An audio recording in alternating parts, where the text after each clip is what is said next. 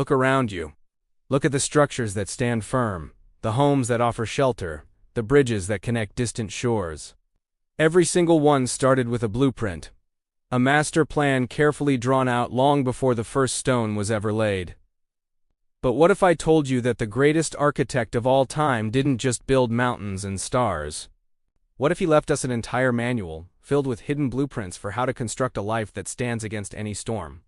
A life that holds eternal value, a life infused with purpose and profound meaning.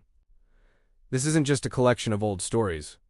These are the parables of Jesus, the master architect's brilliant lessons. Disguised as simple tales about farmers, kings, and lost coins, they are profound truths, wrapped in everyday language, designed to be remembered, pondered, and lived. If you've ever felt like your life was lacking a clear design, or if you've wondered how to build something truly lasting in a world that often feels like it's crumbling, then this journey is specifically for you. For the next minute, we are going to open the Architect's Manual. We will uncover 10 incredible blueprints, each a distinct lesson from Jesus, that reveal how to build everything. From your foundation of faith to your relationships, your character, and your eternal destiny. These are not abstract theories. They are practical instructions from the one who knows how every piece of your life should fit together. As we move through these captivating narratives, you'll discover not just what Jesus taught, but why he taught it, and how these ancient wisdoms are more relevant to your modern life than ever before. We will see how every detail, every character, and every twist in these stories is a powerful spiritual lesson waiting to be applied. Before we lay the first stone of our journey, do me a huge favor. If you're ready to discover these hidden blueprints and transform the way you build your life, hit that like button right now. It helps this message of intentional living reach more believers around the world. And make sure you subscribe and hit the notification bell so you don't miss any chapter of this extraordinary manual. There's a special revelation waiting for you in Chapter 9. The master key that connects all these blueprints into one grand design. You absolutely don't want to miss it. Now let's unroll the first blueprint and begin constructing a life that truly lasts. Every solid structure, from a humble shepherd's hut to magnificent temples, begins with its foundation. The ground you choose determines whether your creation will stand firm through seasons or collapse at the first sign of a storm. As we open the Architect's Manual to our first blueprint, Jesus takes us to the most critical decision any builder faces. Where will you build your life? Jesus stood on a hillside, overlooking villages threatened by flash floods in the wadis. He told a story about two builders, both constructing houses. One was a wise builder, and the other a foolish builder. The wise builder didn't just rush. He took time, put in effort, and dug deep until he hit bedrock. He laid his foundation on solid rock. It was hard work, requiring patience and foresight. Every stone was perfectly placed, every layer secured. His house might have taken longer, but when finished, it stood strong, a testament to careful planning and diligent execution. The foolish builder, however, was in a hurry. He saw a shortcut, a quicker way to get his house up. He built his home directly on the sand, right on the surface. It looked good for a while, perhaps identical from a distance. It was quick, easy, and required less effort. He could admire his work sooner. Life, however, has a way of testing our foundations. Jesus described how the rains came, the streams rose, and the winds blew and beat against both houses. For the wise builder's house, built on solid rock, the storm raged, but the house stood firm. It was unshaken, unmoving. Its foundation held. The wise builder reaped the reward of his foresight and hard work. But for the foolish builder's house, built on shifting sand, the outcome was catastrophic. When the storm hit, its foundation began to erode, its walls cracked, and it collapsed with a great crash. The damage was total, the loss absolute. It was swept away, leaving only ruin behind. This blueprint from Jesus isn't just about literal houses. It's about your life's foundation. What are you building your life on? Is it on fleeting trends, temporary pleasures, or opinions of others? Or the shifting sands of worldly success? These things are unstable. They look appealing in the sunshine, but they offer no security when the storms of life inevitably come. The storms will come. Financial hardship, relationship breakdowns, health crises, or moments of deep uncertainty. These are not if, but when. Jesus is telling us that true wisdom isn't avoiding storms. It's building a foundation that can withstand them. That solid rock, he revealed, is hearing his words and putting them into practice. It means making his teachings the bedrock of your decisions, your values, and your character. To build on rock means choosing integrity over convenience, truth over popularity, and faith over fear. It means taking time to truly understand his instructions, and then having the courage and discipline to apply them, even when it's harder, even when it takes longer. It means recognizing that the architect's blueprint is always the most reliable guide. If you are ready to dig deep and build your life on the unshakable foundation that Jesus offers, leave a comment right now, saying, "I choose the rock." This declaration is the first step toward building a life that lasts forever. Now that we've established our foundation, the architect is ready to show us where his messages are planted. In the next chapter, we'll move from the ground we build onto the ground where we plant the seed of his word. You'll discover why some messages take root and flourish, while others wither away. Stay tuned, because the lessons from the master gardener are about to be revealed. Once the foundation is laid, a builder turns their attention to what grows upon the land. Just as a physical structure needs a solid base, the spiritual life needs fertile ground for the seeds of truth to take root and flourish. As we turn to the next blueprint in the architect's manual, Jesus invites us to understand the soil of our own hearts through the eyes of a farmer. Jesus told the story of a sower who went out to sow his seed. This farmer didn't discriminate. He simply scattered his seeds generously across the land. But the land itself was varied, and the fate of the seeds differed dramatically depending on where they fell. This isn't just about gardening. It's about how we receive the message of the architect. Some of the seeds fell along the path ground that was hard, packed down by constant foot traffic. These seeds couldn't penetrate the surface. They just sat there, exposed, and quickly the birds came and ate them. In our lives, this represents a heart that is hardened, closed off, or too distracted to truly hear the message of God. The word is spoken, but it doesn't sink in, snatched away by the birds of immediate worries, distractions, or outright resistance. Other seeds fell on rocky places, where there was not much soil. These seeds quickly sprouted because they had no deep root. But as soon as the sun came up and scorched them, they withered and died because they had no moisture. This is like someone who hears the message of the architect and receives it with initial enthusiasm and joy. They seem excited, but their faith is shallow. When trouble comes, persecution, difficulty, or challenges that test their commitment, they quickly fall away because there's no depth of conviction to sustain them. Their spiritual roots couldn't go deep into the nourishing earth. Still, other seeds fell among thorns. These seeds grew for a while, but the thorns grew up with them and choked them, preventing them from producing a crop. This represents a heart where the worries of this life, the deceitfulness of wealth, and the desire for other things compete with the word of God. The message tries to grow, but the thorns of material pursuits, anxieties about tomorrow, or the endless cravings of the world crowd it out. Seed is there, but it can't produce a harvest because it's suffocated. But some of the seeds, and this is where the hope lies, fell on good soil. This soil was rich, deep, and well prepared. These seeds took root, grew strong, and produced a crop, yielding 30, 60, or even 100 times what was sown. This is the heart that truly hears the word of God, understands it, embraces it, and allows it to transform them.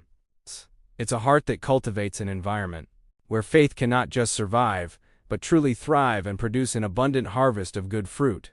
Jesus, the master gardener, isn't just telling us a story about farming techniques. He's asking us to inspect the soil of our own hearts. What kind of ground are you? Are there hardened paths that need to be broken up by humility? Are there rocky places that need deeper cultivation and commitment? Are there thorns of worry and desire that need to be cleared away so that his word can truly take hold? The good news is that the architect is also a patient gardener. He is always ready to work with us, to prepare our hearts, to remove the obstacles, and to help us become fertile ground. It's an invitation to cultivate a receptive, understanding, and obedient heart that allows his truths to grow and bear much fruit in our lives. If you are ready to be good soil for the architect's seeds, to truly let his word take root in your life and produce a harvest, type good soil in the comments below. Let that be your declaration to the master gardener today. Now that we understand the importance of the soil, the architect is about to show us how to care for our neighbor in the grand design. In the next chapter, we'll see how a seemingly ordinary journey reveals an extraordinary blueprint for compassion. Stay tuned, because the path to genuine love is about to be unveiled. Once we understand the foundation of our faith, the Architect's Manual moves us to the intricate blueprints of how we interact with others. Jesus didn't just teach us how to build ourselves. He taught us how to build a community, a neighborhood of compassion. As we turn to this fourth blueprint, Jesus answers a timeless question with a story that redefined love itself. Imagine a winding, treacherous road constructed of thousands of smooth gray interlocking stone cylinders, descending steeply. This was the way of blood. As we open this blueprint, look closely at a figure lying in the dust. Every piece of his clothing has been stripped away by bandits, and his form is slumped. He is a broken man in a broken world. As the sun beats down, we see the first passerby, a priest. He is dressed in elaborate, snap-on ceremonial robes. He represents the pinnacle of religious architecture. But watch his movement. He shifts his path, keeping distance. Next comes a Levite, a temple assistant. He stops for a moment, inspecting the damage. But he, too, clicks back into a walking pace and disappears around the bend of the mountain. Then, the unexpected happens. A Samaritan appears, riding a small, stoutly built donkey. In this world, Samaritans and people of Jerusalem were like two different sets, never meant to fit together. But when this traveler sees the wounded man, he doesn't see an enemy. He sees a project of restoration. He reaches into his satchel, a perfectly scaled accessory, and pulls out flasks of oil and wine. He pours them over the man's wounds, simulating the healing process with clear, jewel-toned circular studs.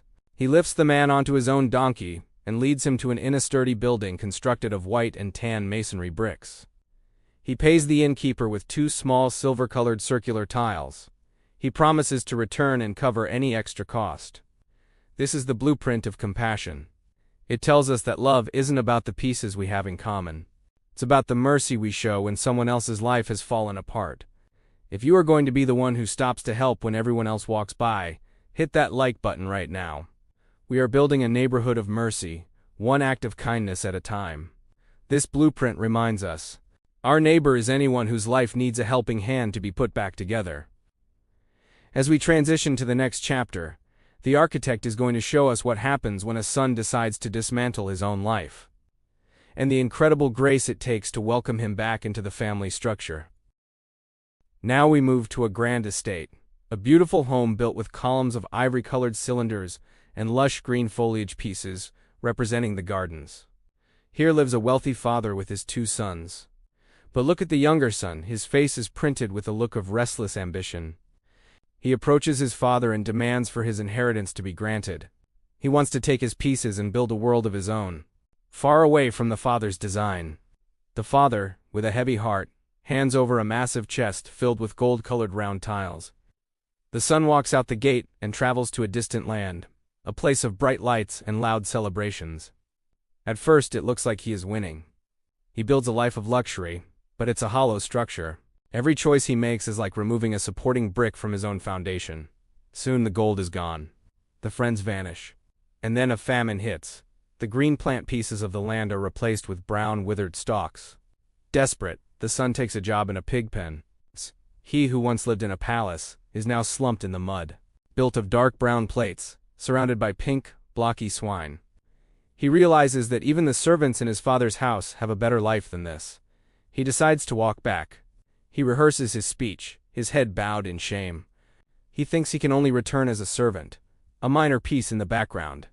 But as he crests the hill leading home, something miraculous happens. The father, who has been standing on the balcony of his home every day, spots him. The father doesn't wait. He hitches up his robes and runs, a rare and undignified sight for an old man in that culture. He reaches his son and throws his arms around him. The son tries to give his speech, but the father ignores the shame. He calls for the best robe, a gold ring, and sandals. He orders a feast. This is the blueprint of redemption. It tells us that no matter how far you have wandered or how many pieces of your life you have lost, the Father's love is a structure that never changes. He is always looking for you to come home.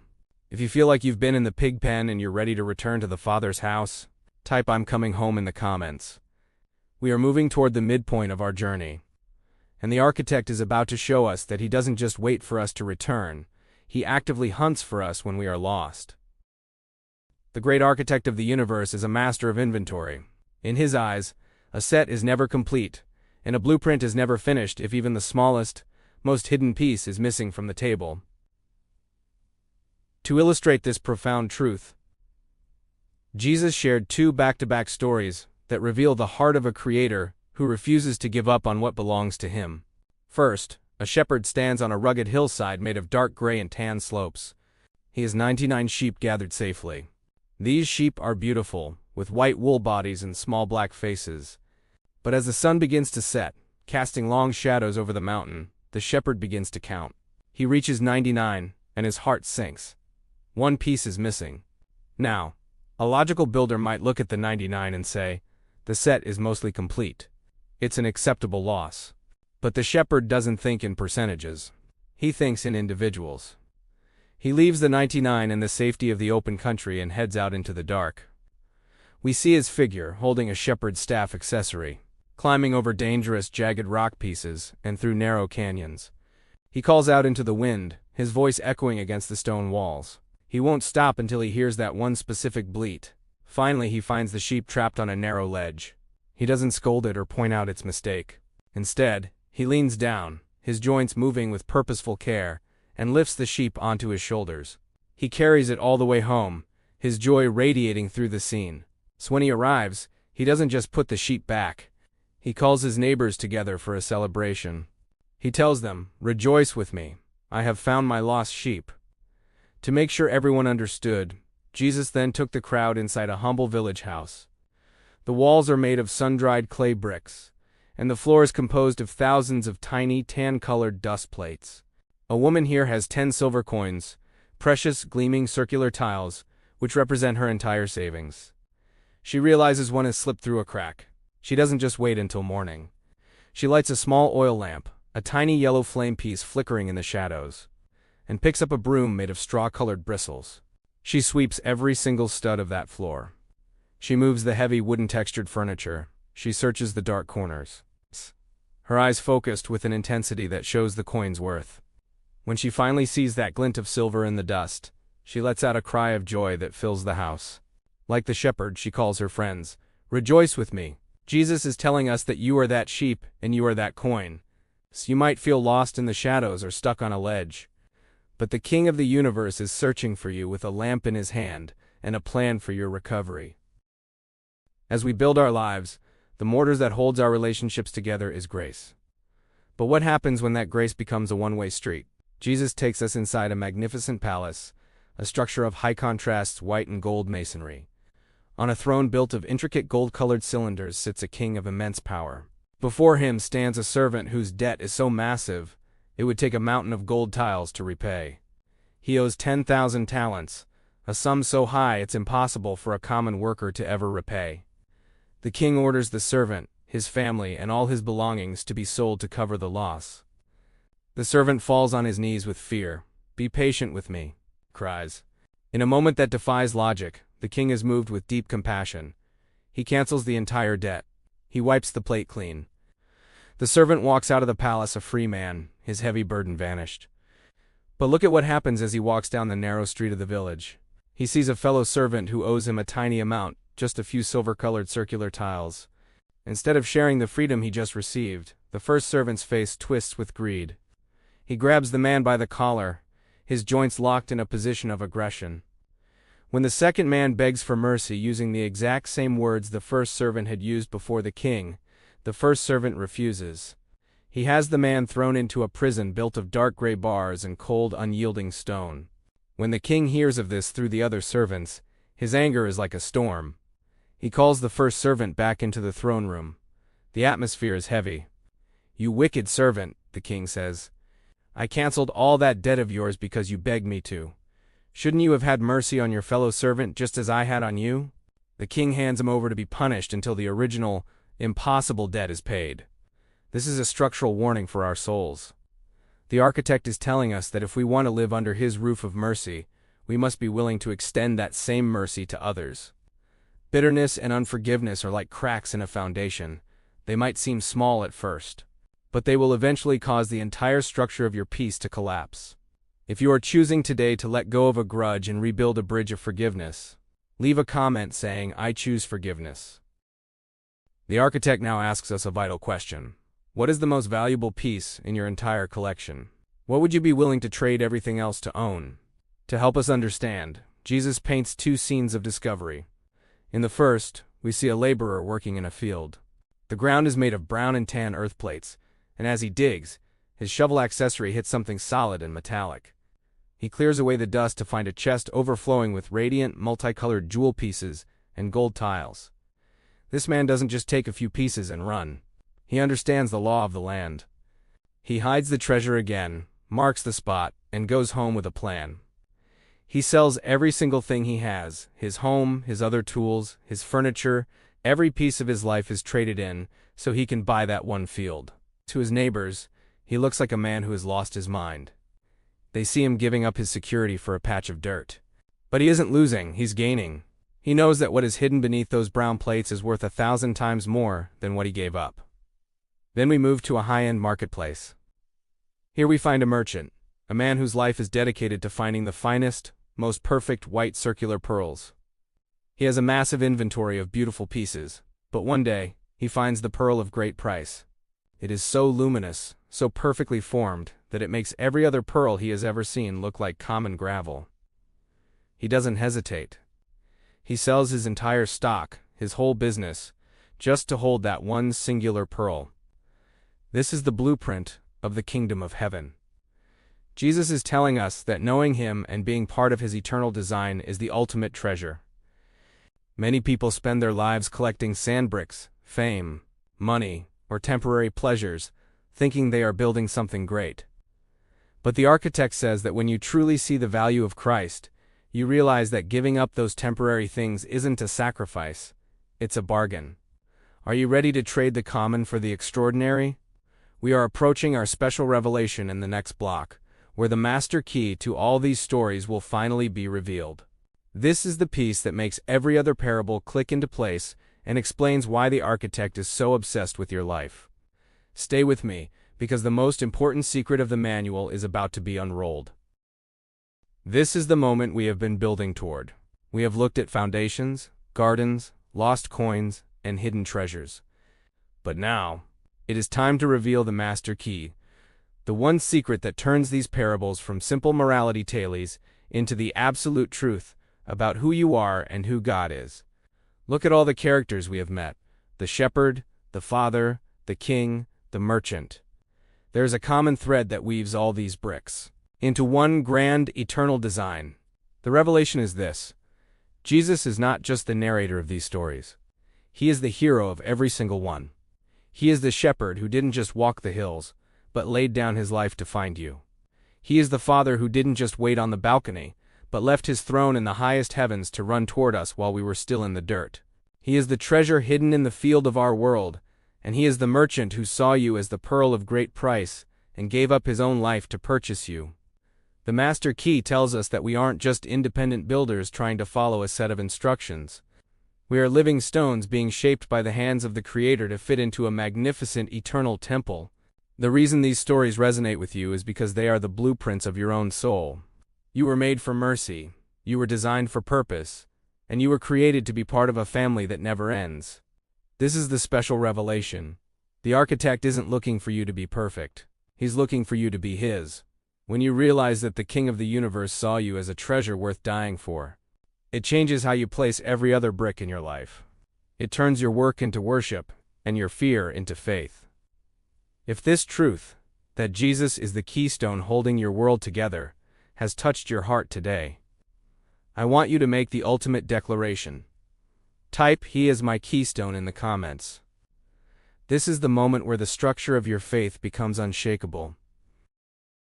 Welcome back to the grand finale of the Architect's Manual. We have successfully completed the final assembly of our life-building blueprints. Remember where we started? We learned that a life built on the rock stands firm, while the house on the sand simply washes away. Then we looked at the heart. We talked about sowing seeds of truth in good rich soil, so they can grow into something incredible. Compassion was our next brick. We saw how a true neighbor stops to help the broken and the hurting on the road to Jericho. And who could forget the power of redemption? The Father running across the landscape to embrace his returning Son with open arms. We realized our worth too. Whether it's one lost sheep or a single silver coin in the dust, the Master never stops searching for you. Grace redefined our debt. The King canceled a mountain of gold-tile debt, teaching us to forgive just as we have been forgiven. We discovered the pearl of great price, the ultimate treasure that is worth everything we have. It's the prize of the kingdom. But here is the master key. All these blueprints point to one truth. Jesus is the keystone that holds our entire lives together. If you are building your life on the rock, hit that subscribe bell now and join our community of builders. Let's grow together.